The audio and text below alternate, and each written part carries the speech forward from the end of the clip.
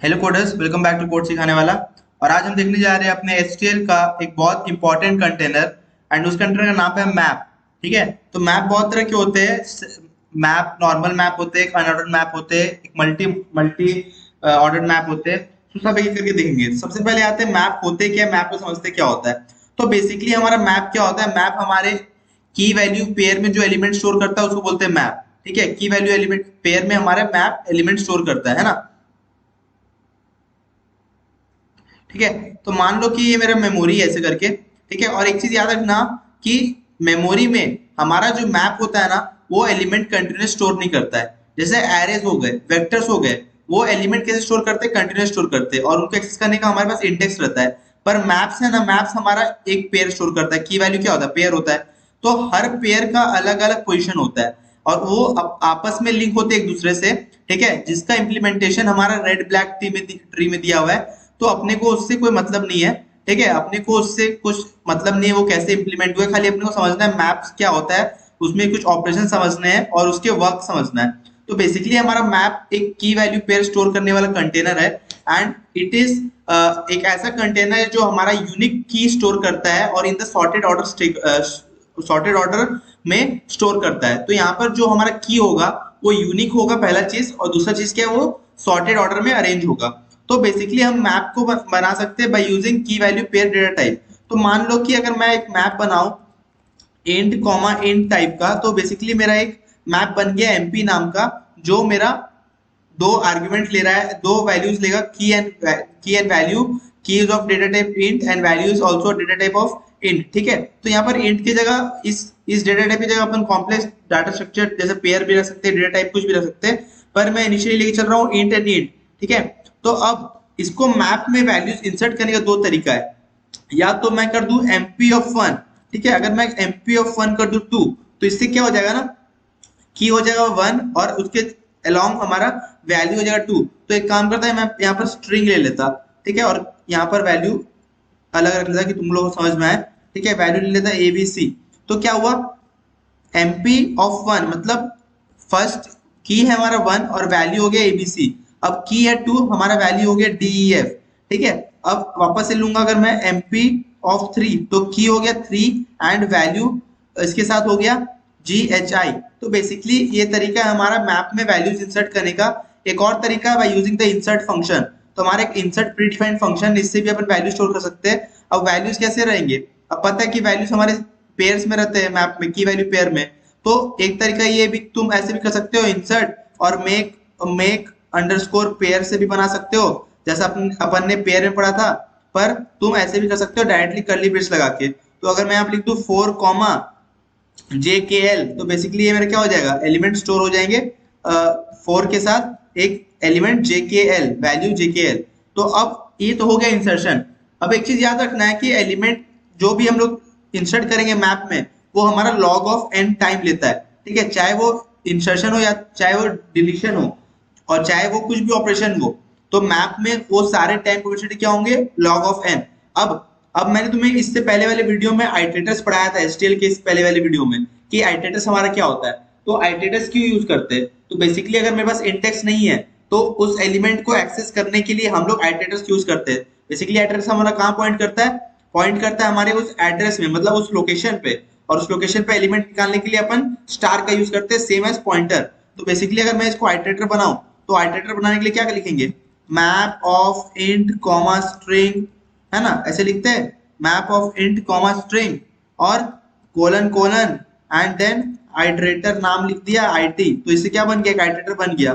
फिर for loop IT equals to, अब मेरे को क्या करना है? मेरे पास ये इंडेक्स नहीं है, तो बिगिन फंक्शन यूज करना है किसमें? एमपी में। तो वी एमपी डॉट बिगिन, और कब तक चलेगा? IT not equals to MP dot and. यहाँ तक चलना चाहिए भाई। ठीक है, चल जाएगा भाई। अब आईटी प्लस प्लस।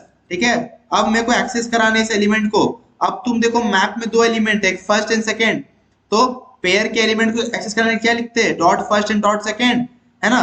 तो यहाँ पर आईटी हमारा किसको पॉइंट कर रहा है? पॉइंटर है। तो स्टार आईटी डॉट फर्स्ट लिखूंगा, सही है भाई। और फिर स्टार आईटी डॉट सेकेंड लिखूंगा। ठीक है, तो इससे क्या मिलते जाएंगे? मेरे को एलिमेंट्स मिलते जाएंगे मेरे।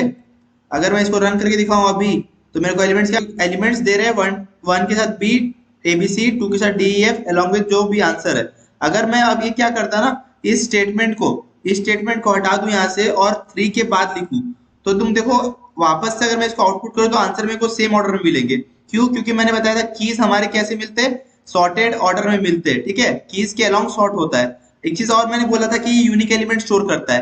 तो अगर मैं यहाँ पर वापस से लिखूं, अगर मैं यहाँ पर लिख दूं कि MP ऑफ 2, मेरे को MP ऑफ 2 वापस से एलिमेंट दे दो कुछ कोड। ठीक है, कोड सिखाने वाला कुछ कर दो, ये तो कोड रन देता। ठीक है, ज्यादा ब्रांडिंग नहीं करना चाहिए। अब मैं वापस से अगर इसको रन करूं, ठीक है, अगर मैं वापस से इसको रन करूं तो तुम देखना आंसर क्या मिलेगा। एक बार तो आंसर सही मिलेगा जो मिल रहा था, पर जब दूसरे बार तुम देखोगे तो आंसर 2 का क्या हो जाएगा, कोड। तो ऐसा नहीं है कि एक 2 और बन जाएगा, मैंने बनाया ये यूनिक की स्टोर करता है, तो की यूनिक रहेगा, अलॉन्ग विद इसका खाली वैल्यू ओवरराइट हो जाएगा। तो अब जो कोड था वो ओवरराइट हो गया। ठीक है, तो एक चीज ये ध्यान रखने का था। एक चीज और कि अगर मैं सिंपली यहाँ पर कुछ भी डिक्लेयर कर दूं MP ऑफ 6, ठीक है, तो 6 तो हमारा कुछ डिक्लेयर नहीं है, तो यहाँ पर क्या हो जाएगा, MP ऑफ 6 बनेगा। ठीक है, बाय डिफॉल्ट वो क्या लेगा, कुछ एम्प्टी स्ट्रिंग ले लेगा, क्योंकि यहाँ पर मैंने वैल्यू को स्ट्रिंग रखा है, तो 6 बनेगा पर वो एम्प्टी स्ट्रिंग ले लेगा, है ना। अगर मैं इंटीजर रखता यहाँ पर, अगर मैं यहाँ इंटीजर रखता तो वो बाय डिफॉल्ट 0 वैल्यू ले लेता, तो स्ट्रिंग था तो एम्प्टी स्ट्रिंग ले लिया। तो इसका भी टाइम वेलोसिटी क्या होगा, O ऑफ log n होगा। क्यों होगा? क्योंकि यहाँ पर हमारा अभी एलिमेंट डिक्लेयर हुआ है, तो डिक्लेयर भी होता है की, तो टाइम वेलोसिटी क्या होता है, O log n। ठीक है, तो एक चीज ये याद रखने का था। अब एक नेक्स्ट फंक्शन होता है हमारा इरेज फंक्शन। इरेज फंक्शन क्या करता है, एलिमेंट इरेज करता है। ठीक है, तो MP डॉट इरेज, अगर मैं MP डॉट इरेज करूं, ठीक है, MP डॉट इरेज और एलिमेंट की डाल दूं मैं, मान लो 3, ठीक है, और वापस से इसको अगर मैं रन कराऊं, Ctrl+C Ctrl+V, ठीक है, तो ये मेरे को एलिमेंट क्या देगा, 3 को हटा के, देखो यहाँ से 3 हट रहा है हमारा। ठीक है, अब एक चीज और ध्यान रखना कि इतना बड़ा लिखने का एडिटर जरूरत नहीं है, मैंने पिछले वीडियो में बताया था। सिंपली इसकी जगह अपन क्या लिख सकते हैं, क्या लिख सकते हैं, इजी तरीका क्या है, ऑटो लिखना। ठीक है, तो सिंपली इसकी जगह अपन ऑटो लिख सकते हैं, तो ये अपने आप फेच कर लेगा एलिमेंट्स को, ये अपने आप डेटा टाइप समझ लेगा कि ये कौन सा डेटा टाइप में, इसलिए सिंपली अगर मैं ऑटो भी लिख दिया तो ये मेरा काम करेगा। ठीक है, तो ये एक था आइटरेटर्स के बारे में। तो जिन्होंने आइटरेटर्स का वीडियो नहीं देखा है, प्लीज जाके चेकआउट कर ले, क्योंकि आइटरेटर्स बहुत ज्यादा इंपॉर्टेंट है, बहुत ज्यादा इंपॉर्टेंट है, और ये मैं बोलूंगा प्री रिक्वेस्टिक है हमारे STL डेटा टाइप के लिए, STL के सारे कंटेनर्स पढ़ने के लिए। ठीक है, तो बेसिकली हमने क्या देख लिया, इंसर्शन देख लिया, अपने एलिमेंट्स कैसे करते हैं, इरेज देख लिया कैसे करते हैं। ठीक है, अब मान लो, अब एक चीज और बताना था कि जो इरेज फंक्शन होता है ना, इरेज फंक्शन हमारा क्या होता है, दोनों एलिमेंट्स लेता है, या तो वैल्यूज की के तौर में लेगा या तो आइटरेटर लेगा। ठीक है, आइटरेटर समझेंगे कैसे लेता है, उससे पहले मैं एक और फंक्शन बताऊंगा विच इज फाइंड फंक्शन। हमें एक आइटरेटर पॉइंट कराता है, तो अगर मैं एक आइटरेटर बना लूं सिंपली ऑटो IT करके, अभी मैं इतना लंबा कोड नहीं लिख रहा आइटरेटर बनाने के लिए, तुम लोग समझते हो, आइटरेटर के वीडियो मैंने बताया ऑटो कीवर्ड का क्या इस्तेमाल है। तो ऑटो IT, और अगर मैं लिख दूं MP डॉट फाइंड, ठीक है, अगर मैं लिख दूं MP डॉट फाइंड और फाइंड में डाल दूं मैंने 3, तो अगर मेरे को 3 को फाइंड कराना है, 3 हमारा की है, तो की के अलॉन्ग मेरे को वैल्यू चाहिए, तो अगर मैं यहाँ पे लिखूं सी आउट, है ना, अब मेरे को मैंने बताया ये पॉइंट कराता है किसको, हमारे आइटरेटर को पॉइंट कराता है। तो आइटरेटर पॉइंटर है, तो इसको करने के लिए हमको स्टार लगाना पड़ेगा, है ना, स्पेस, अगर मैं लिखूं IT star IT dot second, है ना, और अगर मैं कर दूं एंडल, अब लाइन चेंज करने के लिए नेक्स्ट लाइन में अगर मेरे को कुछ प्रिंट कराना हो, तो अगर मैं इसको अभी रन करके दिखूं तो ये मेरा आंसर सही देगा। ठीक है, ये मेरा आंसर सही देगा, 3GHI मेरे को आउटपुट कर रहा है। लेकिन इन केस मान लो मैं कुछ ऐसा इनपुट दे दूं कि जो कि मेरा मैप में है ही नहीं, तो अब तो ये कुछ इनपुट नहीं है, तो मेरे को कहाँ देगा, MP डॉट एंड में, मतलब एंड पे भेज देगा। और एंड पोजिशन कहाँ होता है, जो नेक्स्ट जो एंड एलिमेंट होता है उसके बाद वाला पॉइंट करता है, मैंने बताया था आइटरेटर वाले वीडियो में। MP डॉट एंड क्या होगा, एंड पॉइंटर किसको पॉइंट करता है बेसिकली, कि मान लो मेरा कुछ एलिमेंट है, मान लो कुछ मेरा एलिमेंट है, जैसे एलिमेंट यहाँ पर एक कुछ है, और फिर एलिमेंट यहाँ पर कुछ है, और फिर कुछ एलिमेंट यहाँ पर भी है, तो जो एंड पोजीशन होगा वो सबसे एक दूसरे से लिंक होता है। लेकिन जो लास्ट वाला पोजीशन होता है कि सारा ट्राइवर्स कर लिए तब भी कुछ नहीं मिला, तो वो एंड पोजीशन होता है ना। तो एंड पोजीशन बेसिकली क्या होता है कि जो एलिमेंट हमें लास्ट वाले एलिमेंट के बाद मिले, जो जगह मिले, उसको बोलते हैं एंड पोजीशन। ठीक है, तो अगर मेरा ऐसा एलिमेंट है जो मेरा मैप में फाइंड नहीं कर रहा है, तो मैं मेरा आइटरेटर किसको पॉइंट करेगा, एमपी डॉट एंड में, तो उस केस में ये आंसर गलत दे देगा, है ना। तो मेरे को क्या करना है यहाँ पर, अगर मैं एक केस करके दिखाऊं कि अगर मेरा एलिमेंट नहीं है, ठीक है, अगर मेरा iterator equal to MP dot and में पॉइंट कर रहा है, तो तुम सिंपली सी आउट कर दो नो एलिमेंट, ठीक है, सिंपली सी आउट कर दो नो एलिमेंट। तो अगर मैं इसको अभी रन करके दिखाऊं तो ये मेरा रन कर जाएगा, क्योंकि मेरे पास अभी 6 है नहीं, ठीक है। तो मेरे को आउटपुट क्या देगा, नो एलिमेंट, ठीक है, मेरे को क्या दे रहा है, नो एलिमेंट। तो यहाँ से समझ में आ गया कि एलिमेंट मेरे को कैसे पॉइंट कराने हैं, ठीक है। अब मैंने बताया था कि इरेज फंक्शन एक और आर्ग्यूमेंट लेता है जो कि हमारा आइटरेटर होता है। तो मान लो अगर मैं यहाँ पर करूँ एमपी डॉट इरेज, ठीक है, एमपी डॉट इरेज और एलिमेंट दे दूं आईटी, क्योंकि आईटी हमारा क्या है, आइटरेटर पॉइंट कर रहा है। तो अगर मैं इसको भी रन कराऊं तो ये मेरा चल जाएगा, है ना, ये मेरा चल जाएगा। इसने मेरा 3 को देखो 3 GHI को रिमूव कर दिया,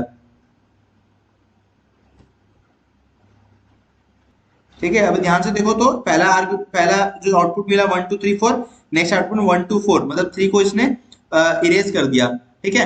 और अगर मान लो कुछ ऐसा एलिमेंट देता जो मैप में ही नहीं और उसको इरेज करने की कोशिश करता, तो ये एमपी डॉट फाइंड किसको पॉइंट करता है, एमपी डॉट एंड को, ठीक है। अगर अब मैं इसको रन करने की कोशिश करूँ तो मेरे को एरर देगा, ठीक है। तो एक चीज यहाँ से कंक्लूड हो रहा है कि हमको जब भी इरेज कराना है तो मेरे को वहां पर वैलिड इनपुट देना है, मतलब वैलिड की दो या तो कुछ वैलिड आइटरेटर दो। अगर मैं एमपी डॉट एंड दूंगा या तो कुछ ऐसा एलिमेंट को आउटपुट इरेज करना चाहूंगा जो कि है ही नहीं मैप में, तो मेरे को एरर देगा, ठीक है। तो इसका भी टाइम कॉन्स्टिट्यूट जो होगा वो हो जाएगा log of n, and find का भी जो टाइम कॉन्स्टिट्यूट होता है वो होता है लॉग ऑफ एन। तो बेसिकली ये सब छोटे मोटे ऑपरेशंस थे जो कि मैप में हमें याद रखने हैं ट्रैवर्स करते समय, और जो भी टाइम कॉन्स्टिट्यूट होगा सबका क्या होगा, लॉग ऑफ एन। तो ये था मैप के बारे में, ठीक है। तो बेसिकली एक चीज और इसमें ऑपरेशन बताना बाकी रह गया कि अगर मेरे को मैप का साइज पता करना है तो सिंपली एक जैसे वेक्टर्स में करते थे अपन साइज ऑपरेटर की मदद से, कि साइज हमें बताता है मैप का साइज, कोई भी कंटेनर का साइज। तो अगर मैं साइज लिखूं तो मेरे को बेसिकली साइज बता देगा कोई भी मैप का। यहाँ पर मैंने इरेज को हटा दो, इरेज का भी कुछ काम नहीं है। इसको मैं अगर मैं कमेंट आउट कर दो, अगर मैं अभी आज यूज करूं एमपी डॉट साइज, तो बेसिकली मेरे को ये साइज बता देगा। हटा तो दिया फाइंड, ठीक है। तो ये मेरे को मैप का साइज बता रहा है विच इज 4, ठीक है ना। तो अब एक चीज और है कि जो क्लियर फंक्शन यूज होता है, जो सारे चीज में यूज होता है, अगर मैं एमपी डॉट क्लियर अभी करूं तो क्या होगा, इन्हें मेरे मैप को पूरे क्लियर कर देगा, ठीक है। तो क्लियर फंक्शन सारे कंटेनर में यूज होता है बेसिकली, ठीक है। तो ये सब करके देख लेना, ये सब छोटे छोटे चीज है। अब मैं क्या करता हूँ ना, अब सारे को मैं इसको हटाता हूँ, मैं सिंपली एक क्वेश्चन तुम लोग को बताता हूँ मैप में क्वेश्चन कैसे होंगे और कैसे यूज कर सकते हैं, मैप का रियल लाइफ में क्या इंपॉर्टेंस है और क्वेश्चन सॉल्व करने में क्या इंपॉर्टेंस है। तो मान लो कि मेरे पास एलिमेंट्स दिए हुए कुछ 1 2 3 4 एंड 2, ठीक है। मान लो मुझे पास कुछ एलिमेंट्स दिए हुए, मेरे को बताना है कि इसमें से कौन से एलिमेंट 2 बार आए हुए। तो सिंपली मैं क्या करूंगा कि एज अ की एलिमेंट्स लूंगा और सिर्फ एज अ फ्रीक्वेंसी उसके वैल्यू लूंगा। तो मैं क्या करूंगा ना कि जो ट्रैवर्स करूंगा एलिमेंट्स को और उसके और क्या करूंगा, काउंट बढ़ाते जाऊंगा, और मैं फिर वापस से लूप चला लूंगा मैप में कि एमपी ऑफ सेकेंड जिसका 2 है वो मेरा एलिमेंट 2 बार आ रहा होगा और उसको आउटपुट कर दूंगा। सिंपली मैं क्या करता हूँ ना, for int I equals to 0, I less than 5, है ना, I less than 5, I plus plus, और सिंपली मैं क्या करता हूँ एक इंट एन नहीं तो इंट ए ले लेता हूँ और सीन ए। तो बेसिकली मेरा क्या होगा, एलिमेंट्स इंटर हो जाएंगे, है ना, बेसिकली मेरे एलिमेंट्स इंटर हो जाएंगे। अब मैं क्या करता एक मैप बना लेता, map of int comma int key will be int and value will be int which will store the frequency, ठीक है, एमपी बना लेता। तो एक मैप बना लिया और मैंने एक ये बना लिया एलिमेंट्स जो लूप चलेगा 0 to 5 1 2 3 4 5, ठीक है। और मैंने क्या किया, एलिमेंट्स को इनपुट ले लिया, ठीक है। अब मैं क्या करूंगा, अब मैं एलिमेंट्स को इनपुट तो ले लिया, अब मेरे को क्या करना है उस मैप में इसको मैप में इंसर्ट कराना है।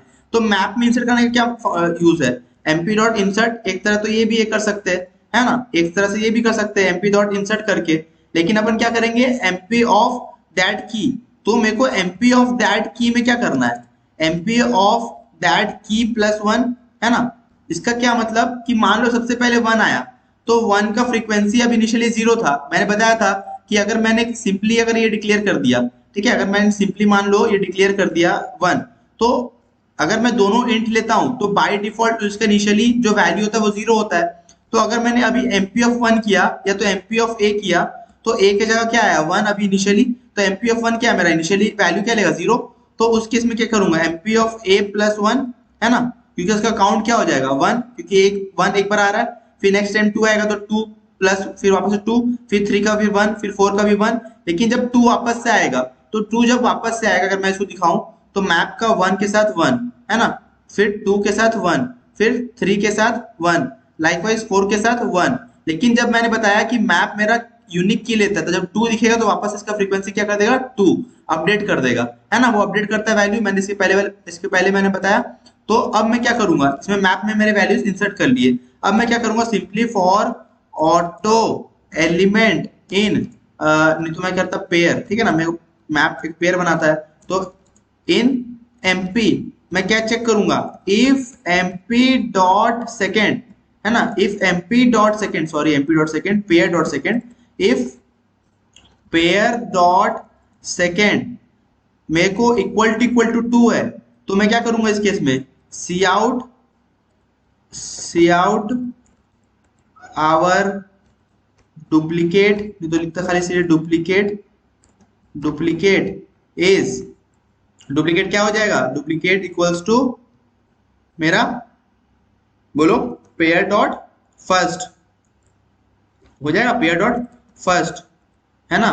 तो इस तरह से अपन क्या कर सकते हैं, इस केस में वापस से हमको पूरा ट्राइवर्स नहीं करना है, तो यहाँ पर सिंपली मैं ब्रेक स्टेटमेंट लगा देता हूँ, सिंपली ब्रेक, कि मेरा ये लूप के बाहर आ जाएगा, मेरे को अपना एलिमेंट मिल गया जो कि मेरा क्या है, डुप्लीकेट है। अगर मैं इसको भी रन करूं, get 2 which is the required, जो मैंने डिस्कस किया था कि मेरे को रिक्वायर्ड क्या मिलेगा, 2। तो ऐसे मैप में अपन क्वेश्चन करते हैं, मैप में ऐसे अपना सॉल्यूशन करते हैं, ठीक है। तो ये था मैप के बारे में। अब अपन देखते हैं अनऑर्डर्ड मैप क्या होता है, ठीक है। तो बेसिकली मेरा अनऑर्डर्ड मैप क्या होता है, अनऑर्डर्ड मैप हमारा सेम मैप की तरह सारे फंक्शन जितने भी अपन यूज करेंगे मैप में, जो मैप में यूज करते हैं वो यहाँ पर भी वही करेंगे। बस इसमें डिफरेंसेस क्या होता है कि टाइम कॉम्प्लेक्सिटी डिफरेंस होता है पहला, दूसरा होता है इसका इनबिल्ट इम्प्लीमेंटेशन। जैसे मैप में हम लोग, मैंने बताया ट्रीज के थ्रू होता है, यहाँ पर हैश टेबल के थ्रू होता है, तो हैश फंक्शन अगर नहीं पता तो कोई दिक्कत नहीं है, ठीक है। तीसरा होता है कि जैसे अगर हम लोग अगर मैप रखूं, ठीक है, अगर मैं मैप रखूं यहाँ पर, ठीक है, अगर मैं इनिशियली मैप रखता और अगर मैं अंदर में कॉम्प्लेक्स डेटा टाइप रखता, जैसे इंट की जगह मैं अगर पेयर बना लूँ, ठीक है, अगर मैं की को मान लूँ एक पेयर बना लेता जो कि कॉम्प्लेक्स हो गया, तो यहाँ पर ये चल जाएगा, है ना। अगर मैं इसको चलाने की कोशिश करूँ, अभी इसको मैं कमेंट आउट करता हूँ, अगर मैं इसको कमेंट आउट करूँ, अभी मैं इसको चलाने की कोशिश करूँ तो ये चल जाएगा, ठीक है, सिंपली ये मेरा चल जाएगा, कंपाइल हो जाएगा। पर अगर मैं इसको अनऑर्डर्ड मैप कर दूं, अगर मैं इसको अनऑर्डर्ड मैप कर दूं और मैं चलाने की कोशिश करूं तो ये मेरा नहीं चलेगा। क्यों नहीं चलेगा, तो ये एरर दे रहा है बहुत सारे। क्यों नहीं चलेगा, क्योंकि मैं अनऑर्डर्ड मैप क्या होता है, हैश टेबल से होता है और उसका शायद जो टाइम कॉम्प्लेक्सिटी होता है वो ऑफ 1 होता है। तो इसमें हम लोग सारे जो जिसके डेफिनेशन नहीं है, वो हैश टेबल जिसके डेफिनेशन नहीं है उसको अपन यूज नहीं कर सकते। जैसे स्ट्रिंग, इंट, ये डबल फ्लोट हो गए, वो सब हमारे हैश टेबल में उसके फंक्शन इंप्लीमेंटेशन होते हैं। लेकिन जो कॉम्प्लेक्स डेटा टाइप हो गए, जैसे मैप्स हो गए, सेट्स हो गए, वो हैश टेबल में नहीं होते। पेयर हो गए, वेक्टर्स हो गए, वो हैश टेबल में यूज नहीं होते, ठीक है, मतलब उसके इंप्लीमेंटेशन फंक्शन डिफाइन नहीं होता, इसलिए अपन वो यूज नहीं कर सकते अनऑर्डर्ड मैप में।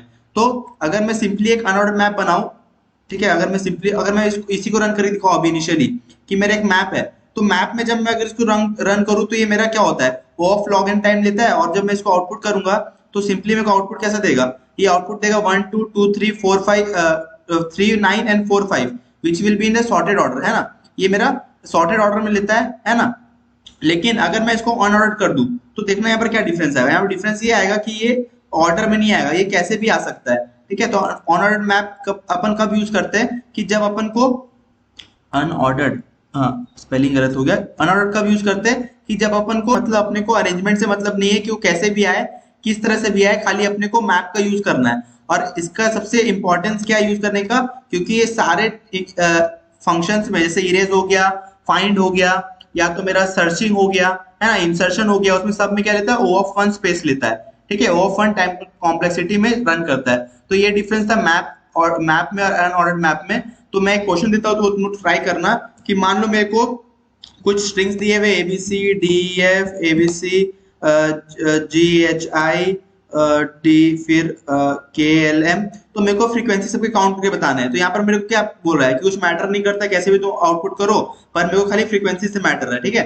तो इस केस में तुम अनऑर्डर्ड मैप का यूज कर सकते हो, क्योंकि बेसिकली इसमें इंसर्शन का टाइम और फाइंड का टाइम मेरा O ऑफ 1 लगेगा, ठीक है। तो ये डिफरेंस था खाली ऑर्डर्ड एंड अनऑर्डर्ड मैप में, ठीक है। तो ये था हमारे ऑर्डर्ड एंड अनऑर्डर्ड मैप के बारे में। एक बेसिकली एक और आता है एक मल्टी ऑर्डर मैप। तो मल्टी मल्टी मैप अपन पढ़ेंगे नहीं क्योंकि उसको यूज कहीं नहीं आता है, बट इतना समझ लो कि मल्टी मैप अलग क्यों है, क्योंकि जैसे मैप में अपन एक यूनिक की स्टोर करते हैं ना, हर की के जगह एक वैल्यू होता है, अगर मैं उसको वापस से एक्सेस भी करना चाहूँ तो उसका उसका जो वैल्यू होता है ओवरराइट होता है। पर मल्टी मैप में हम लोग एक अलग से की स्टोर कर सकते हैं। तो बस इतना ही डिफरेंस है, तुम लोग चाहो तो अपने से करके देख लेना, ठीक है। और अगर कोई दिक्कत है तुम लोग कमेंट में आके पूछ सकते हो, ठीक है। तो आज के लिए इतना ही। तो ये था हमारे मैप एंड अनऑर्डर्ड मैप के बारे में। तो होप आपको वीडियो पसंद आया हो। तो till then keep learning, keep exploring. Thank you. बस एक रिक्वेस्ट है यार कि चैनल को लाइक कर दिया करो, शेयर कर दिया करो, सब्सक्राइब कर दिया करो। Thank you.